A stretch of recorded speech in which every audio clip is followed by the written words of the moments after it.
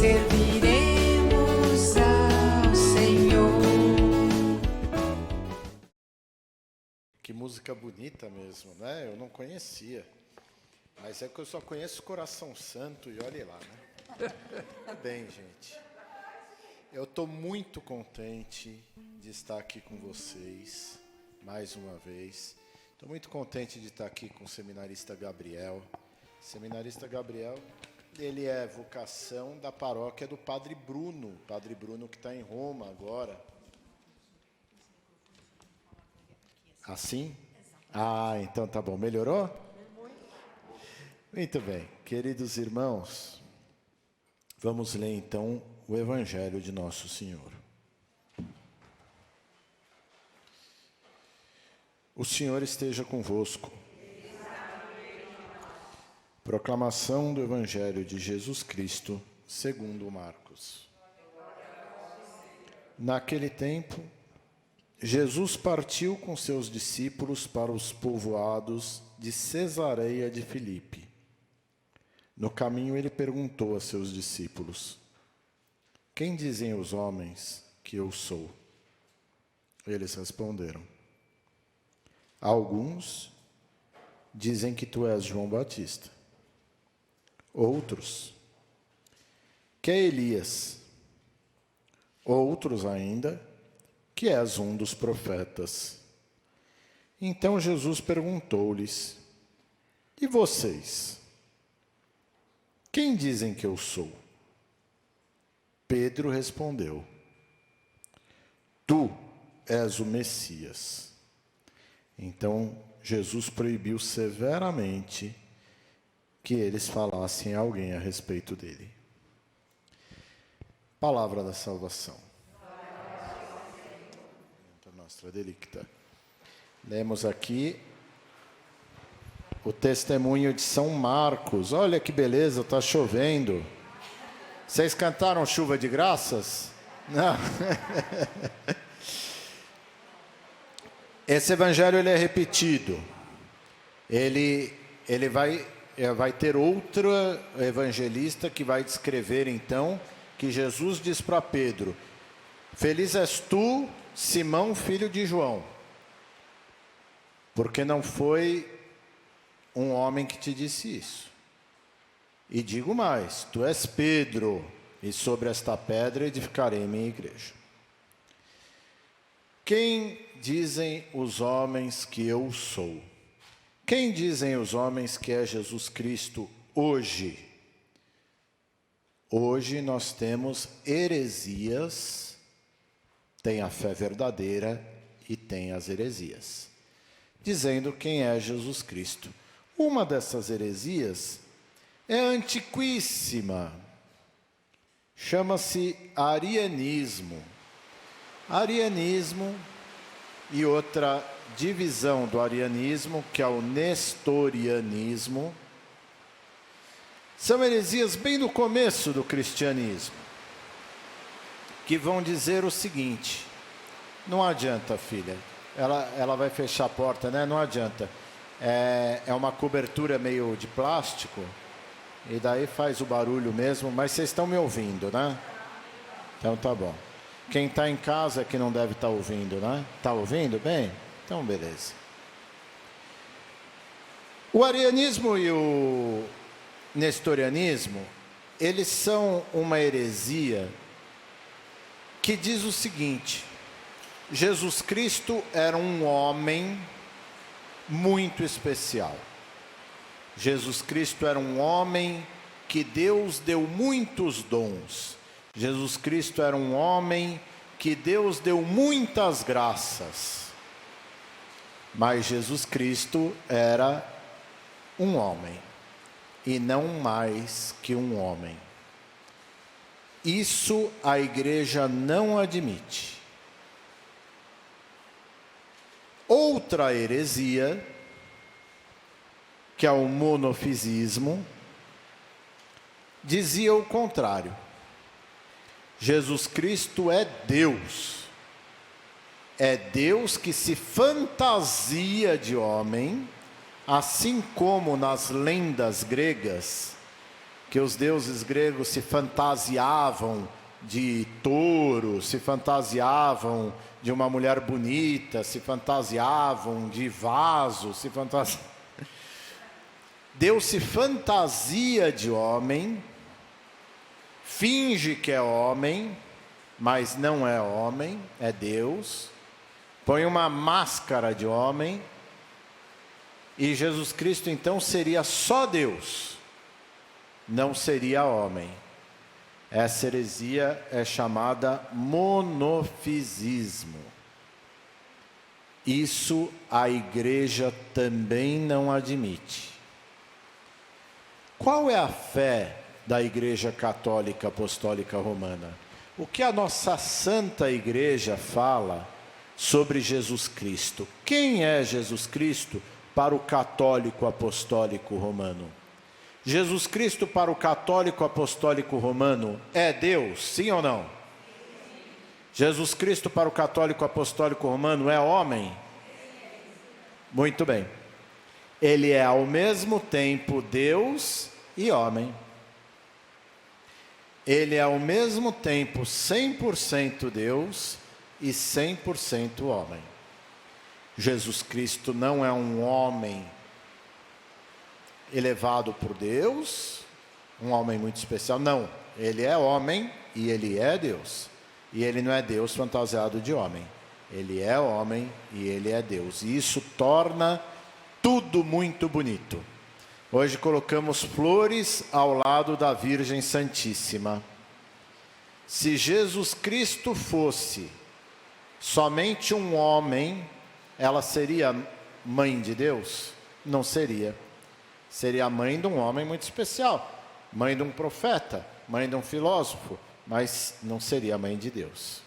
E se Jesus Cristo fosse somente Deus, fantasiado de homem, nem ia precisar ter nascido, já podia ter descido do céu com 33 anos, né? Se fosse só uma maquiagem de homem.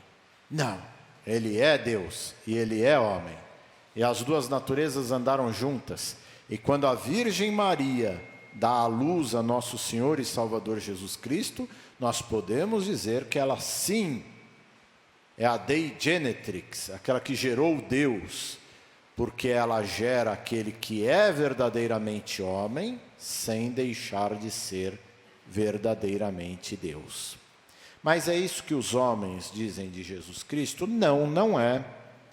Veja, gente, eu não estou falando mal das outras religiões. É que existe religião melhor e existe religião não tão boa quanto a melhor. A próxima vez que nós fizermos aqui o encontro, a quinta que vem, nós vamos fazer aqui um concurso de doce de abóbora. Daí eu vou trazer o meu doce de abóbora, o senhor vai trazer o doce de abóbora que o senhor faz.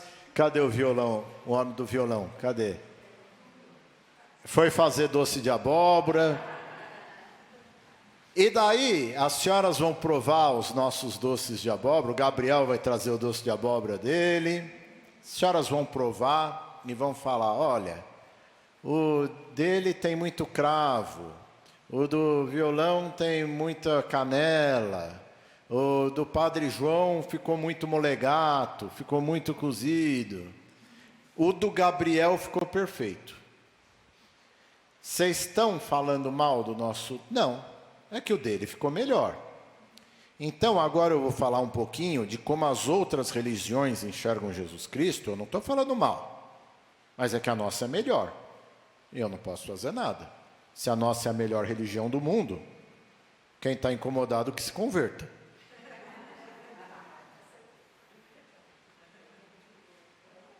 Espiritismo. Pergunta para eles quem é Jesus Cristo. E eles vão dizer: é um espírito tão evoluído, mas tão evoluído, que atingiu o grau crístico. Mas é um homem. Eles não acreditam que Jesus Cristo é verdadeiramente homem e verdadeiramente Deus. Um espírita pode ser chamado de cristão? Não. Porque ele não acredita que Jesus Cristo mereça ser adorado. E nós adoramos a nosso Senhor porque Ele é Deus. Ele é homem, mas Ele é Deus. A religião de Jesus Cristo dos últimos dias, os nossos irmãos mórmons. Jesus Cristo é um ser humano muito especial. Um ser humano que tem graças indescritíveis. Mas não é Deus. É assim que eles defendem. Podemos dizer que eles são cristãos? Não, não podemos. Não podemos dizer que eles são cristãos, porque não creem que Jesus Cristo é verdadeiramente Deus e verdadeiramente homem. O que dizem os nossos irmãos judeus? Jesus Cristo era um grande rabino. Bom judeu, Jesus Cristo. Ensinava tudo direitinho, segundo a Torá. Era um bom rabino. Mas ele era Deus? Não. Eles não vão acreditar que Jesus Cristo fosse Deus. O que os muçulmanos vão falar de Jesus Cristo? Jesus Cristo foi um grande profeta. Menor do que o profeta Maomé.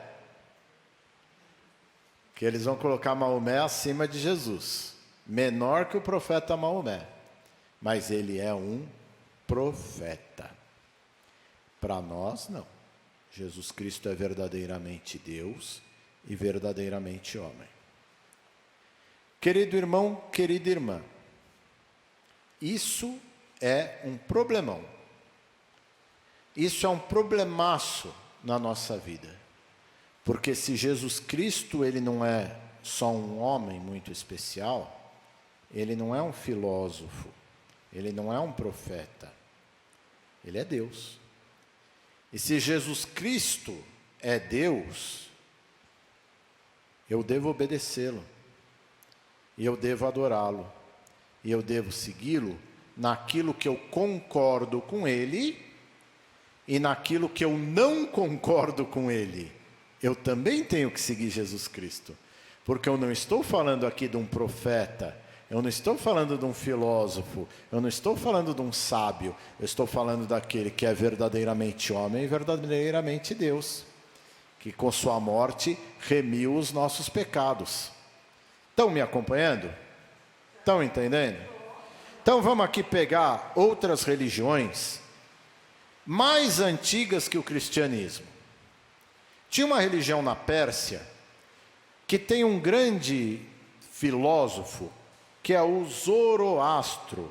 O Zoroastro, em língua persa, também chamado de Zaratustra.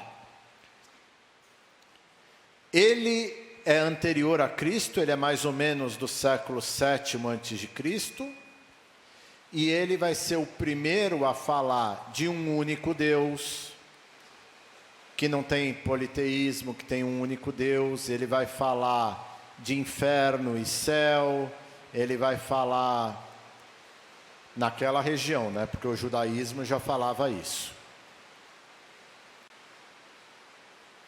É um homem admirável, é um homem admirável. Morreu? Morreu. Ainda bem, né? Porque se estivesse vivo até hoje, coitado. Tem túmulo? Tem túmulo. Tem túmulo. Tem túmulo. Admirável, falou muita coisa bonita, ensinou muita coisa decente, mas tem túmulo. Tem túmulo, então não é Deus. Buda, o príncipe Siddhartha Gautama, o Buda, também um homem que falava da paz, que falava do amor, que falava de fazer o bem, ensinou coisas admiráveis. Está vivo? Não. Morreu? Tem túmulo? Tem túmulo. Tem túmulo. Tem túmulo. Tem túmulo, então não é Deus. Todo ano tem uma procissão lá no Oriente com um dente de Buda. Eles fazem aquelas procissões gigantes, bonitas, com o dente de Buda, tá? Vão carregando num andor o dente de Buda. Mas morreu. E está lá no túmulo. Sobrou o dente para contar a história. Jesus Cristo morreu? Morreu. Tem túmulo? Como não tem túmulo? As senhoras não foram ainda na Terra Santa? A Mega Sena de sábado agora vai dar um prêmio bom. Nós vamos todos para a Terra Santa. Tem túmulo? Está vazio. Está vazio. Nota 10 para a senhora. Está vazio. Tem túmulo, mas o túmulo está vazio. Zaratustra morreu e ressuscitou? Não. Buda morreu e ressuscitou? Jesus Cristo morreu e ressuscitou? Está vivo? Tá. É Deus? É Deus. É Deus. Então, se para mim Jesus Cristo é Deus e não é um filósofo, eu tenho que seguir ele integralmente. Eu posso seguir o que fala Zaratustra ou Zoroastro, mas naquilo que eu não concordo, eu não vou seguir. Vamos pegar um outro filósofo mais moderno, vai? Eu posso seguir o que fala Rousseau, mas aquilo que Rousseau fala que não me agrada, eu não sigo. Eu posso seguir o que fala Montesquieu, mas aquilo que Montesquieu fala que não me agrada, eu não sigo. Eu posso seguir São Tomás de Aquino, Santo Agostinho, mas aquilo que São Tomás de Aquino e Santo Agostinho fala que não me agrada, eu não sigo. Agora, Jesus Cristo não é um filósofo, não é um sábio, não é um profeta. Jesus Cristo é Deus. Então, o que Jesus Cristo fala, eu tenho que seguir integralmente. Maomé, Muhammad, né? Para o muçulmano mesmo, é um grande profeta de Alá, mas é um profeta. Ele não é Alá, ele é um profeta de Alá, ele é menor. Jesus Cristo não. Consubstancial ao Pai, Deus de Deus, luz da luz, Deus verdadeiro de Deus verdadeiro. Jesus Cristo está em mesma substância que Deus Pai. Assim sendo, discordar de Jesus Cristo, discordar daquilo que Ele me falou, não é uma coisa que vai ofender a memória de um bom homem que passou na terra. É uma coisa que vai ofender o próprio Deus, porque Cristo é Deus. Se um dia, isso nunca vai acontecer, mas se um dia acharem os ossos de Jesus, achar os ossos de Jesus, não vai acontecer, mas aqui é só para a gente poder exercer a nossa imaginação. Acharam os ossos de Jesus, não tem questionamento, são os ossos de Jesus. Tinha uma lápide lá escrito: aqui jaz os ossos de Jesus Nazareno, filho de Maria, filha de José. O DNA bate com o santo sudário, dá tudo certinho. É os ossos de Jesus, não tem como discutir. As senhoras sabem o que eu vou fazer no dia seguinte? Comprar gravata e voltar a trabalhar. Porque padre não trabalha, é uma delícia. É verdade, é verdade. Imagina, rezar missa é trabalho? Rezar missa é uma bênção. Ouvir confissão é trabalho? É uma bênção. Mas o dia seguinte eu estou distribuindo o currículo. Sabe por quê? Porque eu não vou ser sacerdote de filósofo. Eu não vou ficar pregando ideia de filósofo e dedicar minha vida inteira a isso. E dedicar 100% do meu tempo a isso. Porque filósofo erra. Agora Jesus Cristo não é filósofo. Jesus Cristo não é profeta. Jesus Cristo é Deus. E é por isso que um dia eu larguei minhas gravatas e vesti essa batina. E hoje a minha batina está especialmente bonita, porque está suja. E eu acho que o charme é padre usar batina suja, assim, né? Batina velha e suja. Dá um ar, assim, de santidade, né? Mas então, eu pus essa batina velha e suja e não quero tirá-la tão cedo. Quero ser enterrado com ela, porque para mim, eu não estou falando em nome de um filósofo. Eu não estou falando em nome de um profeta. Eu estou falando em nome de Deus. Tem uma frase que os jujubas, sabem o que são os jujubas? São pessoas que não levam nada a sério. Elas querem só um catolicismo assim.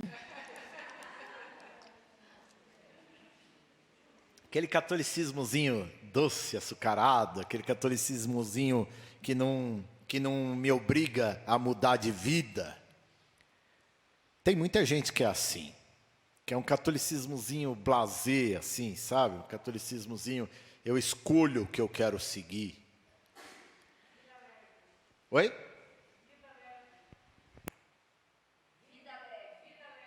Vida leve. É.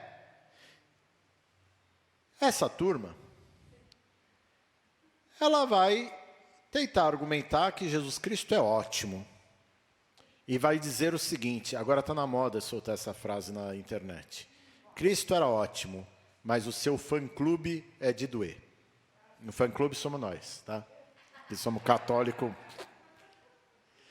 Ou seja, Jesus Cristo para eles não é Deus. Jesus Cristo é um showman que tem fã-clube. Eu não sou do fã-clube de Jesus Cristo. Eu sou devoto de Nosso Senhor e Salvador. Eu sou adorador de Nosso Senhor e Salvador. Eu não sou do fã-clube. Deus sim, religião não. Opa, então peraí. Deus quis a religião. Daí eu estou tirando algo que Deus quis, então eu estou selecionando o que eu sigo ou o que eu não sigo. Então, eu não acredito que Jesus Cristo é Deus. Se eu quero tirar daquilo que Ele escolheu uma parte. Jesus Cristo não precisava dos 12 apóstolos, Ele quis os 12 apóstolos. Jesus Cristo não precisava da estrutura da igreja, Ele quis a estrutura da igreja. Jesus Cristo não precisava nascer da Virgem Maria, Ele quis nascer da Virgem Maria. Jesus Cristo não precisava do seu castíssimo pai São José, Ele quis o seu castíssimo pai São José. Então, se eu crio uma religião, Jesus Cristo quis Pedro como primeiro papa. Tu és Pedro, e sobre esta pedra edificarei a minha igreja. A minha igreja. Ele não falou edificarei uma igreja. Ele falou, vou edificar a minha igreja, a igreja de Jesus Cristo. Então, se Jesus Cristo quis a Virgem Maria, Jesus Cristo quis São José, Jesus Cristo quis o Papa, Jesus Cristo quis a hierarquia da igreja, e Ele é Deus, se eu estou indo contra uma dessas coisas, eu estou indo contra a vontade de Deus. Olha que difícil então essa pergunta. Como essa pergunta gera para nós consequências muito práticas na nossa vida. E vós, quem dizeis que eu sou? Ah, é um dos profetas. Ah, é João Batista reencarnado. Ah, porque Jesus Cristo era primo de São João, né? Assim nos conta as Sagradas Escrituras, né? Santa Isabel, as Sagradas Escrituras nos falam que Santa Isabel era parenta da Virgem Maria. A gente já traduz como prima. Pode ser prima, pode ser um pouco mais distante, mas eu imagino que como eles eram mais ou menos da mesma idade e da mesma família, eu imagino na minha cabeça que Jesus Cristo era muito parecido com São João, fisicamente. Mas Jesus devia ser mais bonito, né? Mas tudo bem. Então eu imagino que o povo naquele tempo, que, né, via de longe o o homem pregando e tal, falava, não, esse daí é João Batista, eu já vi ele pregando há 2, 3 anos atrás, tal, é igual. Então eu até imagino que seja uma confusãozinha nesse sentido, ou porque vê os milagres, né, e atribui a João Batista, que à época chegou a ser muito mais famoso do que Jesus. Oi. Oi não, senhora. Se minha mãe está vendo esse vídeo e vê eu chamando uma senhora de oi, eu apanho chegando em casa. Pois não. Quem? Que era Elias. Sabe por que eles achavam que era Elias? Elias não morreu. Elias, ele sobe ao céu num carro de fogo. Então o judeu até hoje, o judeu espera Elias voltar. E na cabeça do judeu, o Messias não volta antes que Elias venha. Elias é um profeta.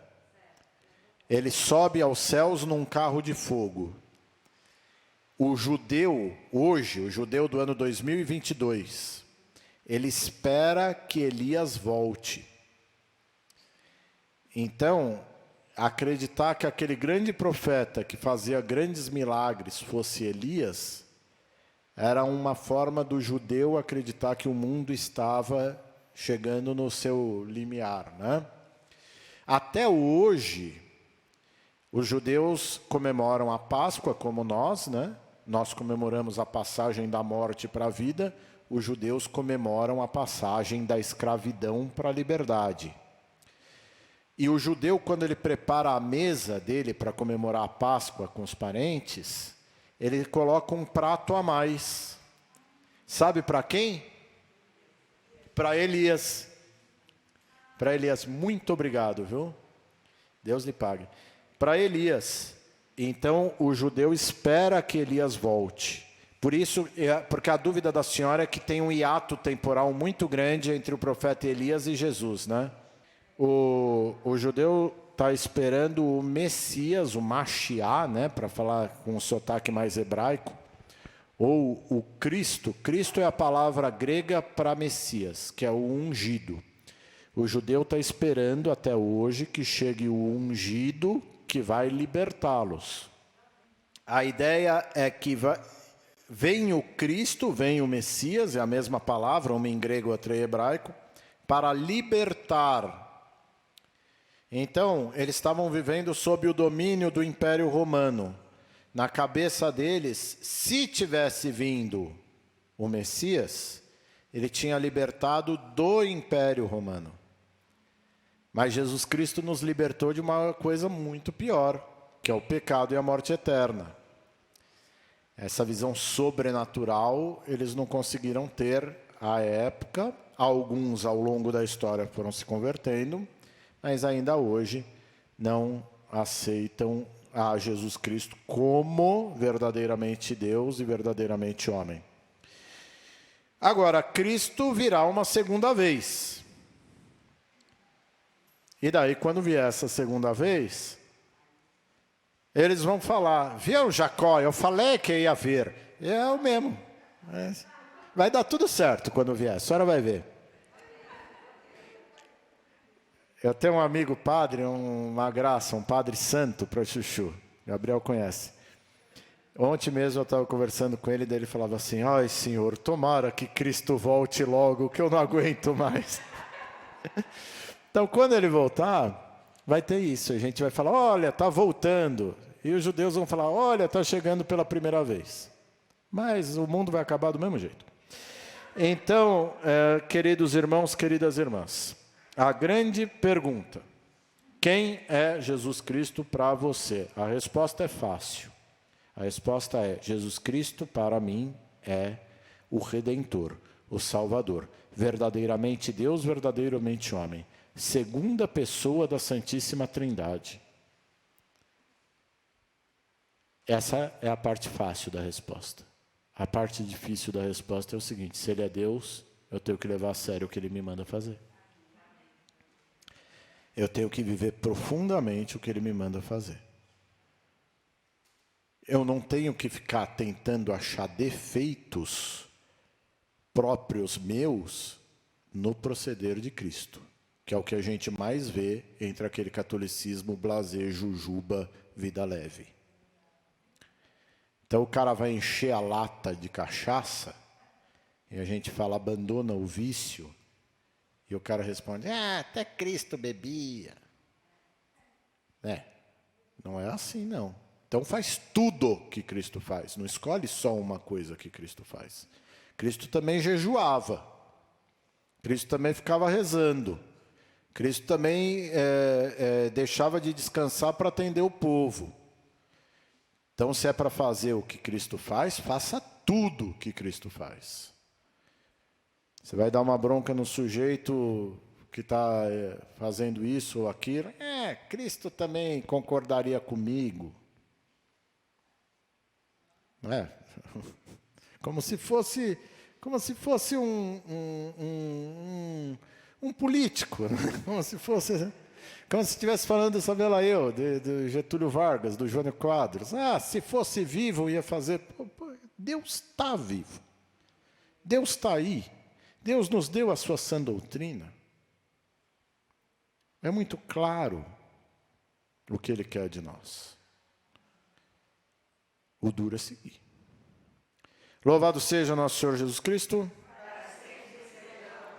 Muito bem, antes de eu sair, eu só quero saber, tem alguma pergunta, alguma observação, alguma colocação?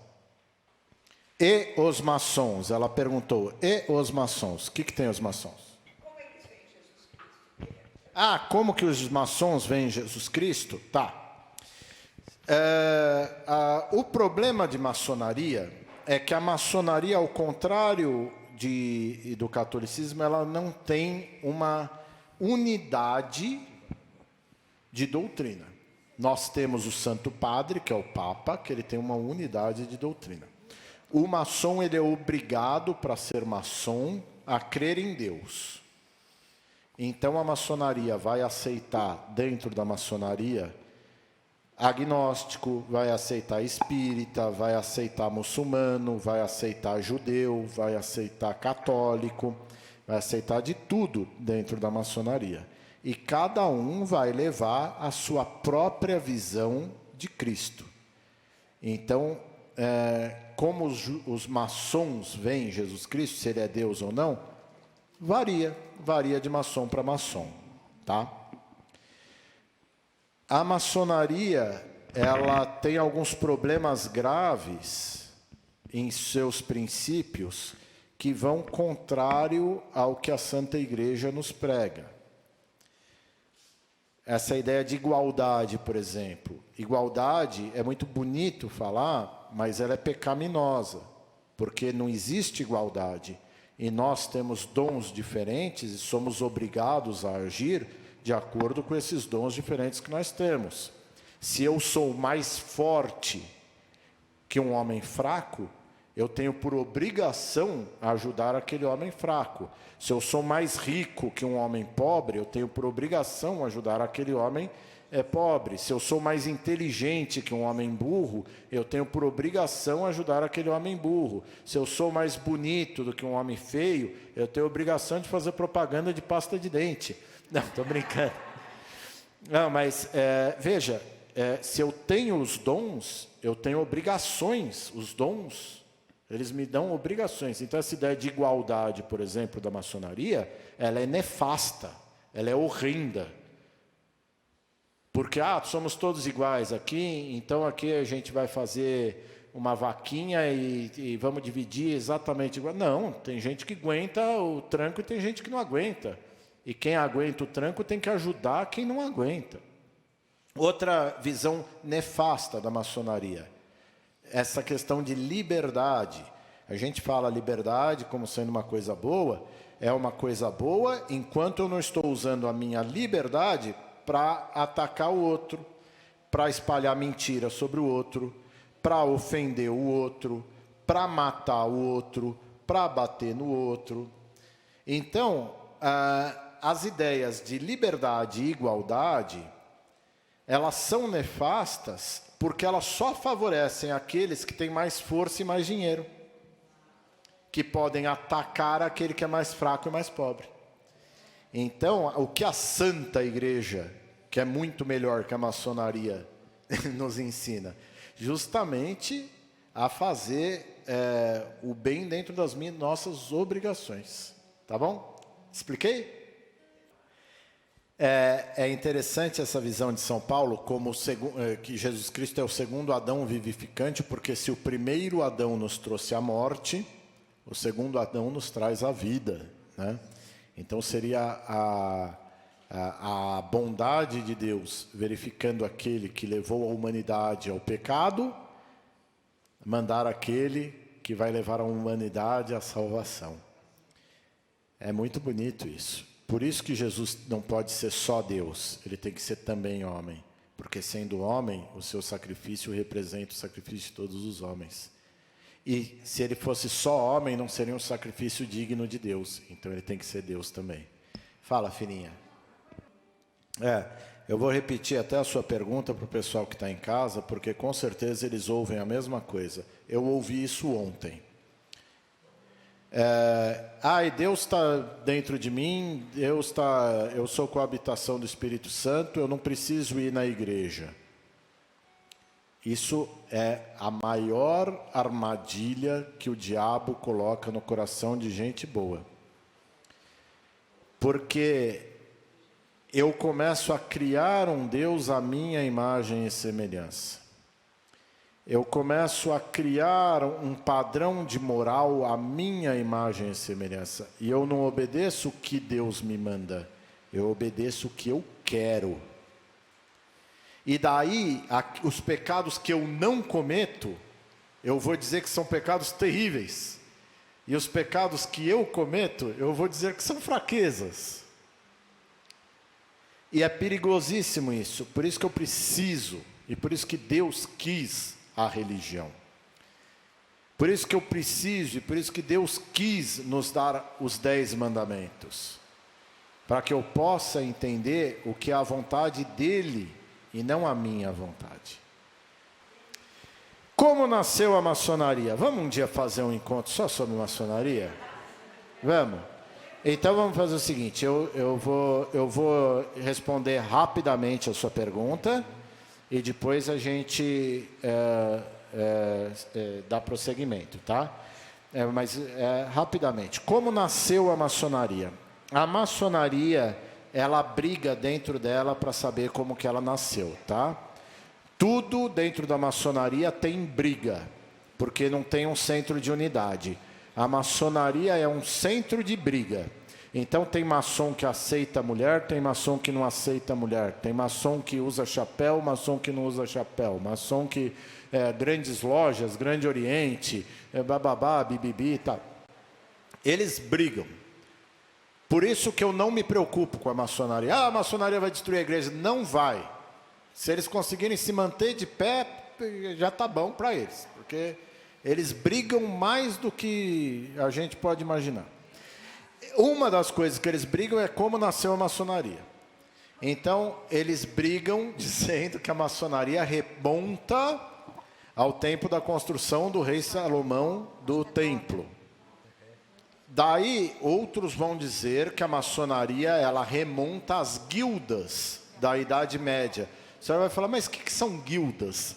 As guildas são corporações de ofícios na Idade Média, em que, por exemplo, aqui é a nossa vila, né? Tem 3 sapateiros. Eu sou sapateiro, ele é sapateiro, ele é sapateiro. Em vez de eu ficar concorrendo com eles, a gente faz a congregação aqui dos sapateiros e a gente troca experiência entre nós, nós trocamos segredos entre nós, nós decidimos o preço do sapato entre nós, e daí vocês não conseguem pedir desconto mais, porque a gente já fez aqui o nosso cartel. Então, outros vão dizer que nessas guildas, nessas corporações de ofício, tinha a corporação de ofício dos pedreiros. Por isso, maçom. Maçom em francês é pedreiro.